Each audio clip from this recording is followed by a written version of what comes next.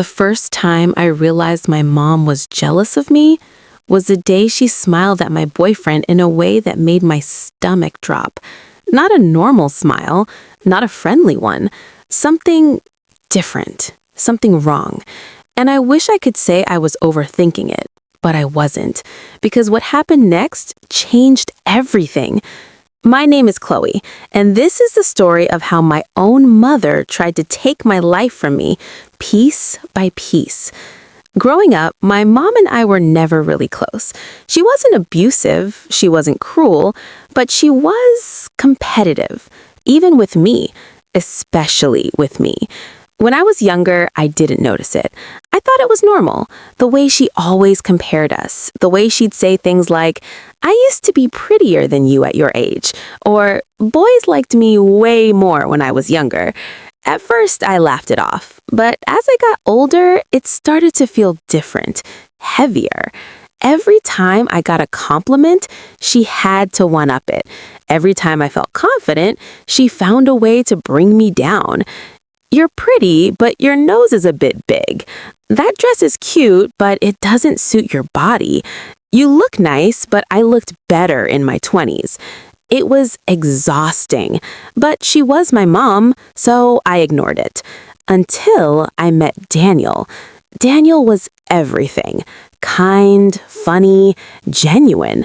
The kind of guy who made you feel seen, really seen. And for the first time in my life, I felt confident, happy, secure. When I introduced him to my mom, I expected her to be happy for me, supportive, normal. Instead, she looked at him, then at me, and smiled. That same smile. "Oh, wow," she said slowly. "He's handsome."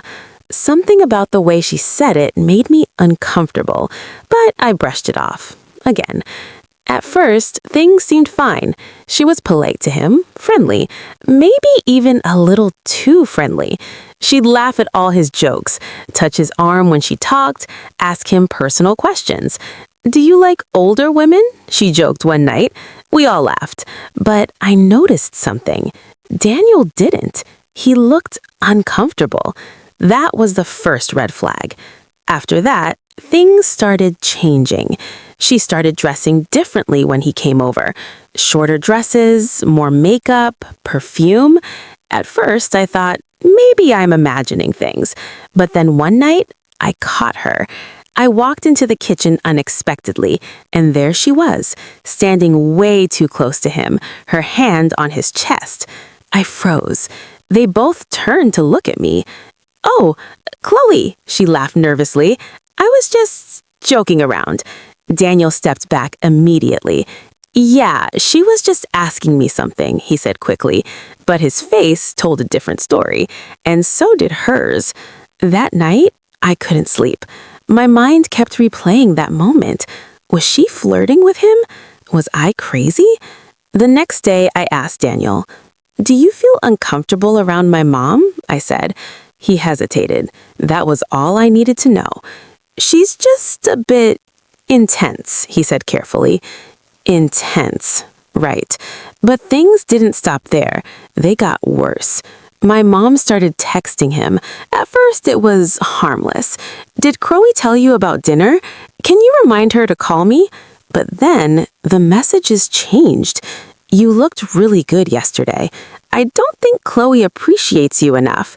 You deserve someone more mature." My heart shattered when Daniel showed me. I felt sick, not just because of what she was doing, but because she was my mom. I confronted her. "What are you doing?" I asked. She didn't even deny it. She just looked at me and smiled. "You're overreacting," she said. "Mom, you're texting my boyfriend." "So," she shrugged, "he's allowed to have conversations with other people." "Not like that," I snapped.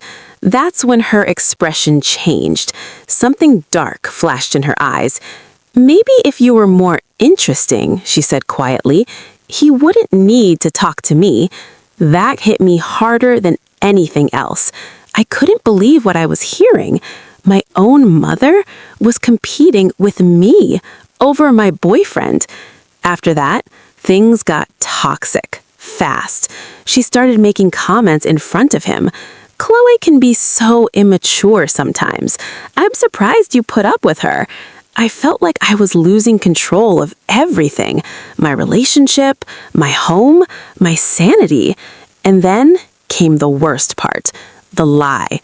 One evening, Daniel came over looking upset. "What's wrong?" I asked. He hesitated. That was all I needed to know. "Your mom told me something," he said. My stomach dropped. "What did she say?" He looked at me. "She said you've been cheating on me." I felt like the ground disappeared beneath me. "What?" I shouted.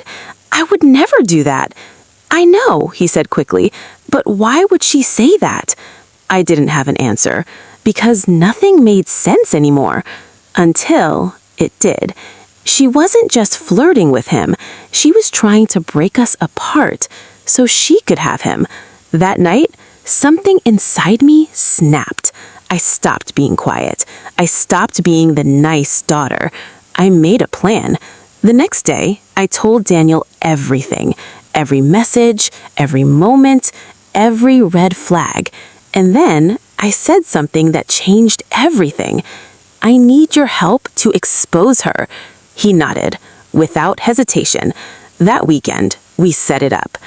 Daniel texted her, pretending, saying he was confused about us, that maybe he liked her. Her response came fast, too fast. She wrote, "I knew it. I've been waiting for you to realize it." I felt sick reading it, but we kept going. We invited her over, told her Daniel wanted to talk. When she arrived, she looked different, dressed up, excited, like she was going on a date with my boyfriend. I hid in the next room, recording everything. My hands were shaking, but I needed the truth, for once and for all. She sat down across from Daniel. "So," she smiled, "you wanted to see me?" Daniel took a deep breath. "Yeah, I've been thinking." He leaned closer. "I think Chloe and I aren't working." Her eyes lit up. "I knew it," she whispered. "And you?" she asked softly. "I think I like you." That was it. That was all she needed. She reached for his hand. "I've been waiting for this," she said. And that's when I walked in. "Really?" I said. Her face turned white. "Chloe," she started, but it was too late. "I heard everything," I said. I held up my phone. Everything. For once, she had no words, no excuses, no lies, just silence and guilt.